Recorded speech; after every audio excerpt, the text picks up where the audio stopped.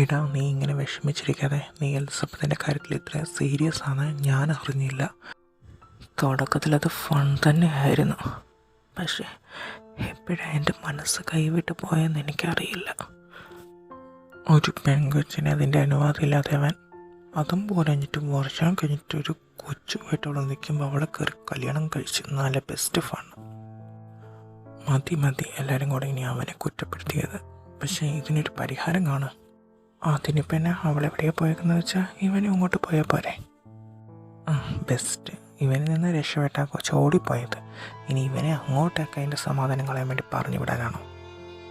തേച്ചേ, ഞാൻ മിണ്ടാതിരിക്കുന്നതെന്ന് കരുതി തോന്നിയ ദിവസം ഇതൊന്നും പറയണ്ട. ഞാൻ എൻ്റെ കുഞ്ഞിപ്പെണ്ണിനെയും കൊണ്ട് അവളെ തപ്പി ഇറങ്ങുക. ഞങ്ങളുടെ കൂടെ അവൾ ജീവിച്ചാൽ മതി. ഒറ്റയ്ക്കുള്ള അവളുടെ ജീവിതം വേണ്ട. മൂവേ, അവളുടെ ഫോണിൻ്റെ ലൊക്കേഷൻ ആണെങ്കിൽ ബാംഗ്ലൂരിലാണ് കാണിക്കുന്നത്. ഞാൻ സൈബർ സെല്ലിലേക്ക് വിളിച്ച് നോക്കി. ഏട്ടാ, നീ പോവുകയാണെങ്കിൽ ഞാനും വരുന്നുണ്ട് കേട്ടോ. നീ എന്തിനാ ഇനി രണ്ടാമതും കയറി പോകുന്ന അവളെ പിടിക്കാനാ? അല്ല, സോറി പറയണ്ടേ? നിനക്ക് സോറി പറയാൻ വേറെ അവസരം തരാം. ആദ്യം അവനൊന്ന് പോയി സോറി പറഞ്ഞിട്ട് വരട്ടെ.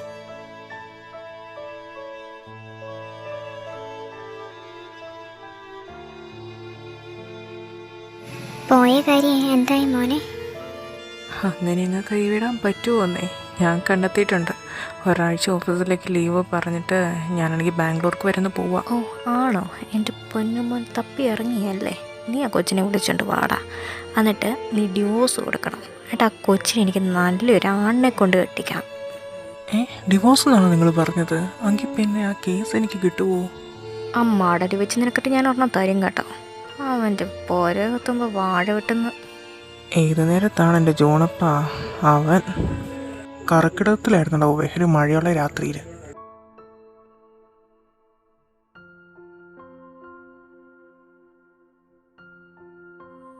എൻ്റെ മോൻ പോകുന്നതൊക്കെ കൊള്ളാം, പക്ഷെ അവളെ കൊണ്ട് വീട്ടിൽ കയറി വരാവുള്ളൂ. പിന്നെ മുലകുടി മാറാത്ത കുഞ്ഞാ.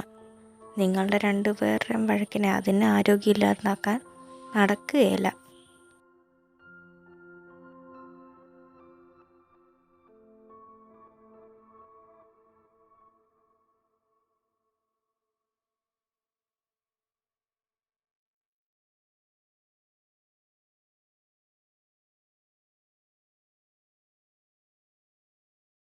എലിസബത്ത് അവസാനം ഇവിടെ തന്നെ എത്തിയല്ലേ? അത് നീ അറിയേണ്ട ആവശ്യമില്ല. ഇത് എൻ്റെ സ്ഥലം തന്നെയാണ്. എൻ്റെ പൊന്നടി എലിസബത്തെ, നീ ഇങ്ങനെ എന്നെ നോക്കല്ലേ? എനിക്ക് എന്തൊക്കെയോ തോന്നും. അനാവശ്യം പറയാതെ രാത്രി വീട്ടിൽ കയറി വന്നാൽ പോടും. 20 വർഷത്തെ എൻ്റെ ആഗ്രഹം തീർക്കാൻ വേണ്ടി തന്നെ ഞാൻ വന്നത്.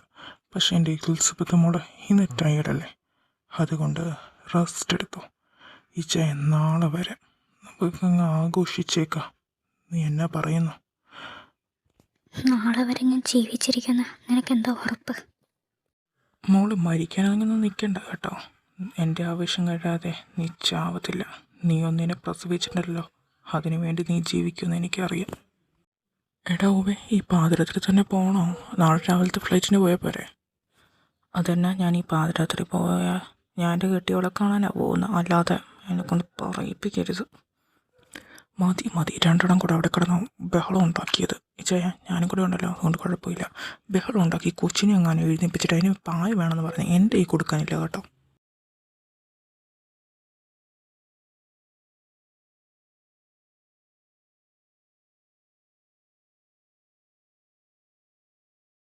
ഇതാരാ ഈ സമയത്ത് ബെല്ലടിക്കുന്നത്? ഇനി അയാൾ തന്നെ ആയിരിക്കും. ദൈവമേ, രാത്രി ആയല്ലോ.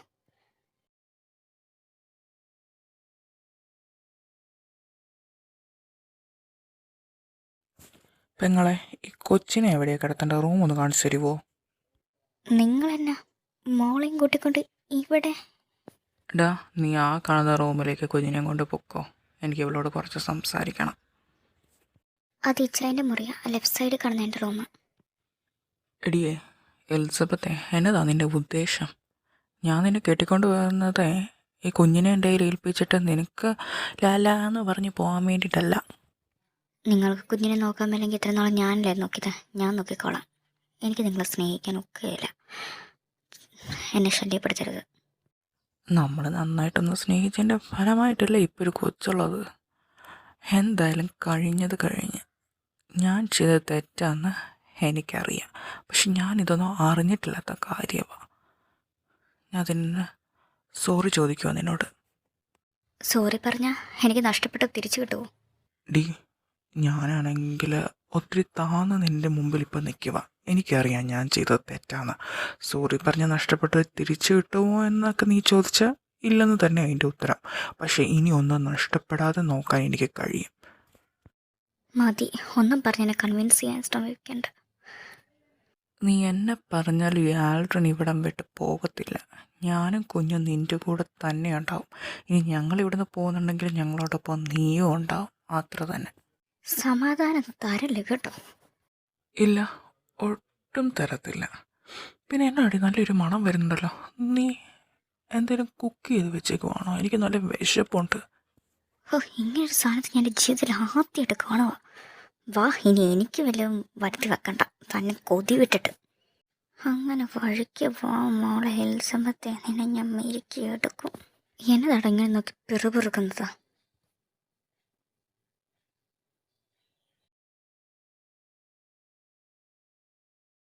ആ ചെറുക്കനിലെ ആൽഡ്രിൻ, അവനാണെങ്കിൽ ബാംഗ്ലൂരിൽ എത്തിയിട്ടുണ്ടെന്ന് അറിഞ്ഞു.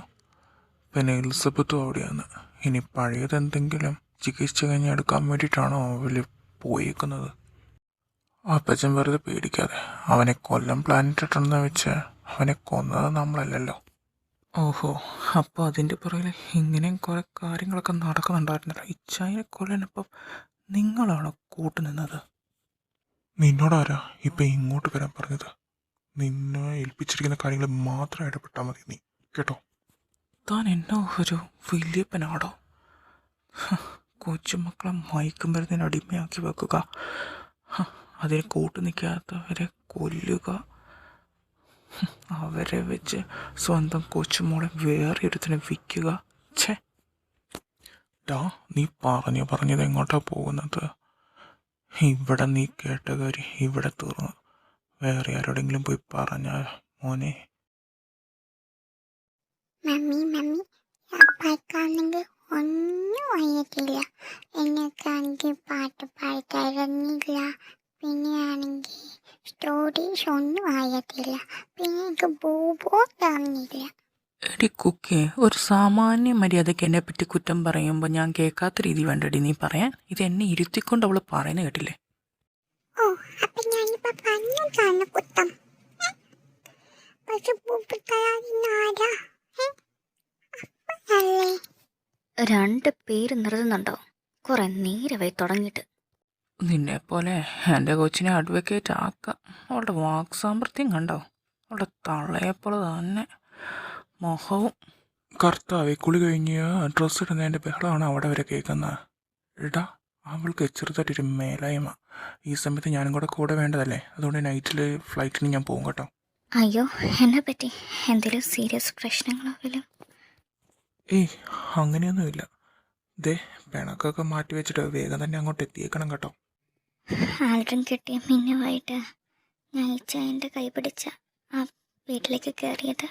പക്ഷേ ഇനി ഞാൻ വരില്ല ഇച്ചായ. ഇച്ചാൻ എന്നോട് ക്ഷമിക്കണം. എടി കൊച്ചേ, നീ എന്തിനെക്കുറിച്ച് ആലോചിക്കുന്നതിന് മുമ്പ് നീ കുഞ്ഞിനെ പറ്റി ഓർക്കണം കേട്ടോ. പിന്നെ ഞാനെനിക്ക് ഒരു ഷോപ്പിംഗ് നടത്തിയിട്ട് വരാം. പോകുമ്പോൾ അവൾക്ക് എന്തെങ്കിലും വാങ്ങിച്ചുകൊണ്ട് പോകണ്ടേ, അതാ. ഇതാരാ ഇവിടെ ഒരു ഗസ്റ്റ്? ബെല്ലടിക്കുന്ന സൗണ്ടല്ലേ കേൾക്കുന്നത്? ആൽഡ്രിൻ, വേണ്ടത് തുറക്കണ്ട. അതെന്നാ? തുറക്ക്. അത് ഞാൻ പറഞ്ഞത് കേട്ടില്ലേ? പോയി ചെന്ന് വാതിൽ തുറക്കടി.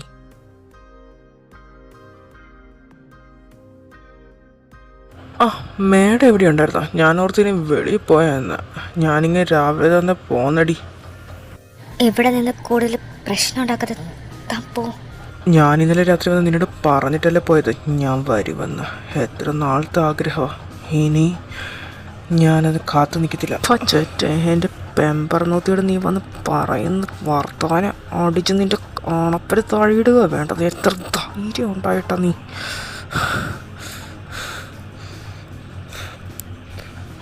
എടാ, നീ ഒന്ന് നിർത്തിക്കേ, അവൻ ചത്തു പോകും. ഇതെന്തുവാ മമ്മി കാണുന്ന അടിയോ? ദൈവമേ, ഇങ്ങനെ നോക്കി നിൽക്കുന്നത് പിടിച്ച് മാറ്റം മനുഷ്യ. ഇത് എടാ നിർത്തിക്കാൻ എന്തുവാ ഇത്? അടി പിടിക്കാനാണോ നിന്നെ ഇങ്ങോട്ട് ഞാൻ വിട്ടത്? മാറി നിൽക്കാ. എൻ്റെ മാതാവേ, ഇത് കുടുംബം മൊത്തം ഉണ്ടല്ലോ. അടിച്ചിഞ്ച് പരിവാക്കി. ചേട്ടാ, എന്തെങ്കിലും കേസ് ഉണ്ടെങ്കിലേ എനിക്ക് തരണേ, ഞാൻ വാദിച്ച് ജയിപ്പിച്ചു തരാം. പോടെ ഇറങ്ങി നീ ഇതിനെ അനുഭവിക്കുവടി. ഞാൻ പോയെന്ന് നീ കരുതണ്ട. മമ്മി ഇത് എന്തോ ഇവിടെ?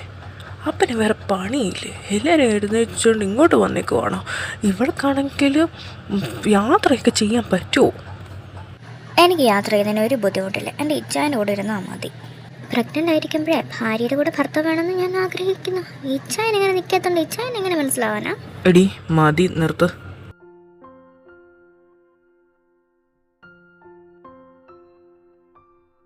യാത്രയൊക്കെ കഴിഞ്ഞ് വന്നതല്ലേ എല്ലാവരും? വാ, ഞാൻ റൂം കാണിച്ചു തരാം.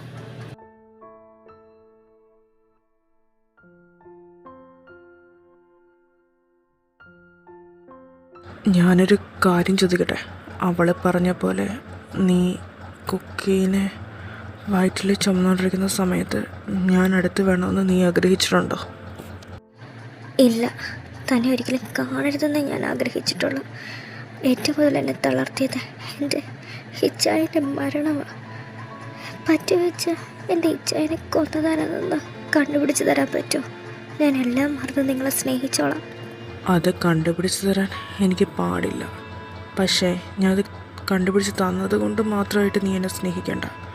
എന്നോട് നിനക്കുള്ള സ്നേഹം മനസ്സിൽ തോന്നണം. എനിക്കറിയില്ല ഈ ജന്മത്തിൽ അത് പറ്റുമോയെന്ന്. പിന്നെ നിങ്ങൾക്കും നമ്മുടെ കുഞ്ഞിനും ഒരു ആപത്തും വരാതിരിക്കാനാണ് ഞാൻ ആ വീട് വിട്ട് ഇറങ്ങിയത്. കുഞ്ഞിന് നിങ്ങളുടെ കൂടെ സുരക്ഷിതയായിരിക്കുന്നു ഞാൻ വിചാരിച്ചു. പക്ഷെ നിങ്ങൾ എന്നെ അന്വേഷിച്ച് വരുന്നത് ഞാൻ ഒരിക്കലും കരുതിയില്ല. ഇപ്പം വന്നവന്മാരെ പോലെയുള്ള ചെന്നായ്ക്കളുടെ മുമ്പിലേക്ക് നിന്നെ ഇട്ടുകൊടുക്കുന്ന നീ കരുതിയോ? ഞാൻ നിൻ്റെ കഴുത്തിൽ മെന്നു വെച്ചിട്ടുണ്ടെങ്കിൽ നിന്നെ സംരക്ഷിക്കാൻ എനിക്കറിയാം. ഞാൻ സമ്മതിക്കുന്നു. ആദ്യം എനിക്ക് കുക്കിനെ പറ്റി ഒന്നും അറിയണ്ടേ. അതങ്ങനെയൊക്കെ സംഭവിച്ചു പോയി. എനിക്കതിൽ പശ്ചാത്താപമുണ്ട്. ഞാൻ നിൻ്റെ കൂടെ ഒരു ജീവിതം ജീവിക്കണമെന്ന് ആഗ്രഹിക്കുന്നുമുണ്ട്. അതിനുവേണ്ടി ഞാൻ എന്തും ചെയ്യും. എന്താടാ കൊച്ചിനെ നീ എന്നെ ഇവിടെ വിളിച്ചു വരുത്തിയത്? എന്നതാ കാര്യം? നിന്നെ ആരോ ശരിക്കും പെരുമാറിയിട്ടുണ്ടെന്ന് തോന്നുന്നല്ലോ. എടോ, തൻ്റെ എല്ലാ കൊള്ളരുതായ്മയ്ക്കും ഞാൻ തന്നോട്ട് കൂടെ നിന്ന് തൻ്റെ കൊച്ചുമോനെപ്പോലും ഞാൻ കൊന്നു കളഞ്ഞു. അതിന് പ്രതിഫലമായിട്ട് എനിക്കൊരു വാക്ക് തന്നായിരുന്നു. മറന്നോ അത്? ഞാൻ വാക്ക് തന്നിട്ടുണ്ടെങ്കിൽ അതൊരിക്കലും മറക്കുകയില്ല. ഞാൻ നിനക്ക് കെട്ടിച്ചേരാൻ വേണ്ടി തന്നെ ഇരുന്നതാണ്. പക്ഷെ അവിടെ ഒരു കൊച്ചുമായിട്ട് കയറി വന്നിട്ട് വയറ്റിലെ കൊച്ചിനെ കൊല്ലാൻ സമ്മതിക്കത്തില്ലെന്ന് പറഞ്ഞപ്പോഴാണ് എല്ലാം കൈവിട്ട് പോയത്. എനിക്കവളെ വേണം, അതും ഇന്ന് രാത്രി തന്നെ. പറ്റുമോ തനിക്ക്? അവളുടെ കൊച്ചിൻ്റെ തന്തയെന്ന് പറഞ്ഞ് കൂടെയുള്ള ആൽഡ്രിനെ നീ അത്ര നിസ്സാരമായിട്ടാണോ കണ്ടേക്കുന്നത്? അവളുടെ ആങ്ങളെക്കാട്ടിലോ കുറച്ച് കൂടിയ വിത്ത അവൻ.